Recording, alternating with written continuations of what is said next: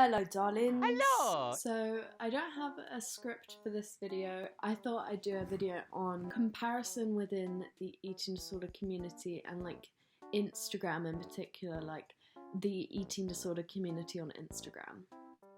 I did a video on the eating disorder community on YouTube, which is very, I think, toxic. Watch that video if you care. I have a lot of experience on the eating disorder community on Instagram. Like years back, I had an account and I would be like following loads of people within it, and I've met some amazing people like within that community. So I know the good and I know the bad. So I'm just gonna be like dissecting the Instagram eating disorder community. It's a spectrum. The recovery community, and then like the kind of pro-ana toxic.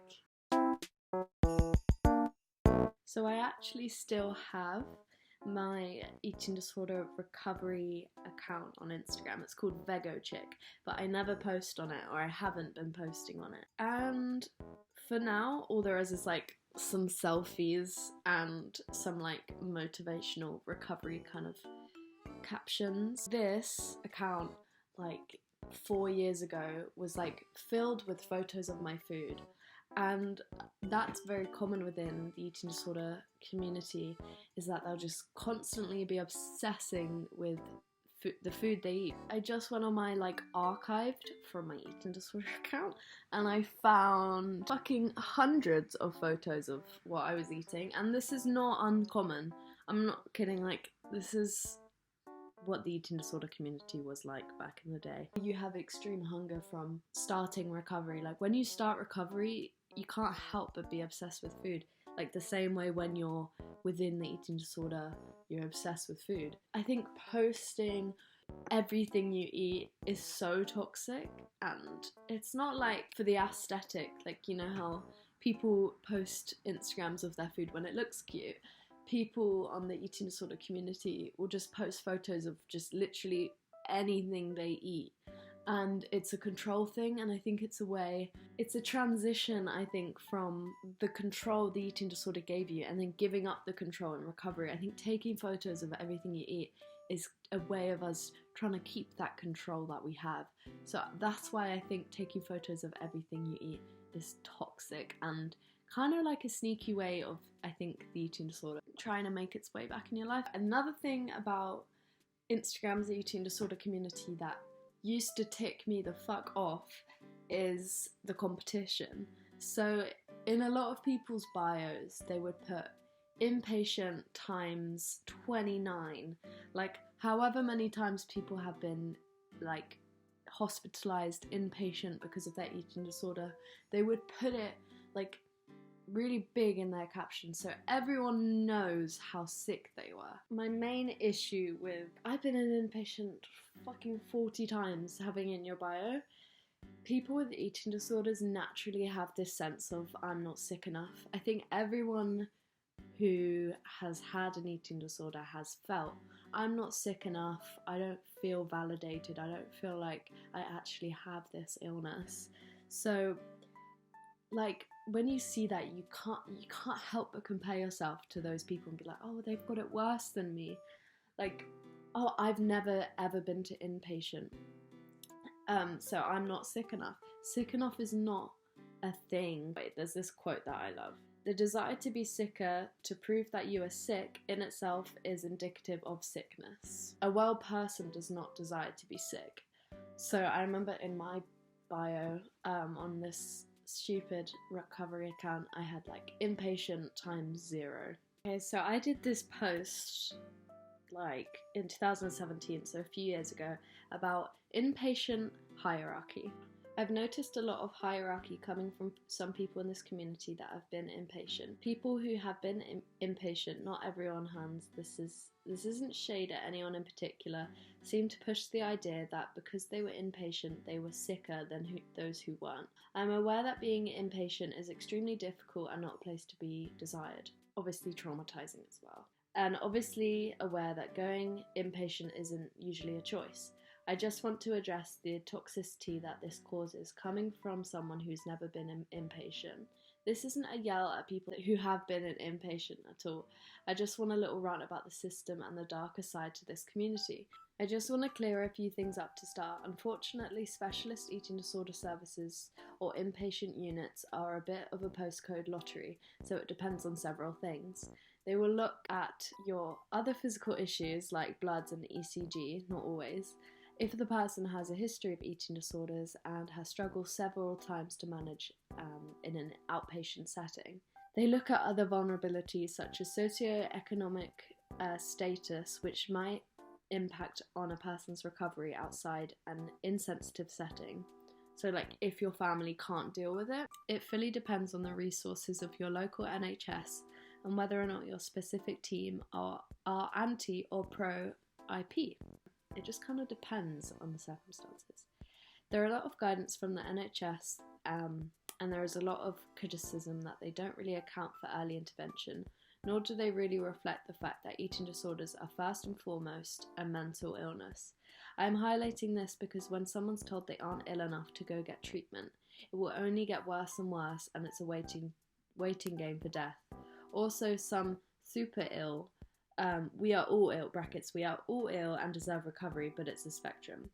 People who don't have a care plan or team because they're too anxious to visit a doctor, proving IP doesn't define your sickness or lack thereof. Some people may even over-exaggerate symptoms, whereas other people will play them down or feel too scared to talk about them with their team, resulting in them not knowing how bad they really are. Both are disordered, but it again proves how inpatient is not a measure of sickness. A lot of people in this eating disorder community want to prove their sickness a lot as well, because I guess mental illness always tells ourselves we're not sick enough. So this app, this community on Instagram, is a great way for people to show off to other people who will get easily triggered in the community how sick they are, which is why it's so toxic. Hospital is not ideal for any stretch of the imagination. Being inpatient is so fucking over-glamorized. Yes, people can have good times in inpatient, but posting so much about it online with highly impressionable people struggling with validation, is that necessary? Yeah, I can understand why what I said was a little bit like, might get a little bit hateful, I said, because it's okay to be proud of how far you've come. I'm not saying it's not. Saying the number of times they've been inpatient in their bio like a fucking trophy, like the competitiveness of an eating disorder is real, and for fuck's sake, it's so unnecessary in a community of people trying to recover, you know? Not getting inpatient shouldn't be seen as a case of not being ill enough. This is a ridiculous system where we live in, where mental illness is under-resourced and underfunded. If we were to do this via BMIs, I've heard of people with higher BMIs who have died from complications from their illness, and people at lower who have been able to persevere actively in life. So it really doesn't matter what your weight is. Your weight, or how many times you've been inpatient or you've never been inpatient, does not define your sickness. Everyone's body is different, which is why the aforementioned criteria is fucking twatted. Like, all eating disorders are dangerous. No one should be labelled as more morbid.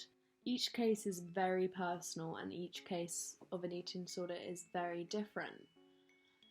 And I just hate the idea of people, young impressionable people, comparing themselves like this, making themselves get more ill and more sick because they feel invalidated.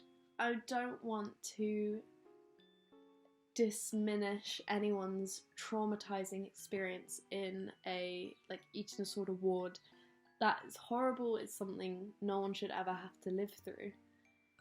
The only thing I'm calling out is the people who use it as a way to prove their sickness, and the only problem I have with that is that it's going to trigger other people. I'm not hating anyone who's ever been inpatient, obviously not. I'm a mental health activist.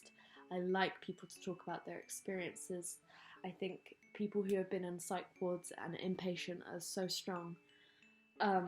It's just when people use it as a way to prove their sickness and prove that they're sicker than everyone else, because, or like people who haven't been inpatient getting told that they're not sick, they haven't been sick enough. You know what I mean? That's why I think it's toxic. Recovery is not linear either. So the thing is with these recovery accounts is that on days where you're struggling, you're probably going to talk about that. And I just think there's a lot of recovery accounts that aren't true recovery accounts. You can tell that they're still living with their eating disordered thoughts.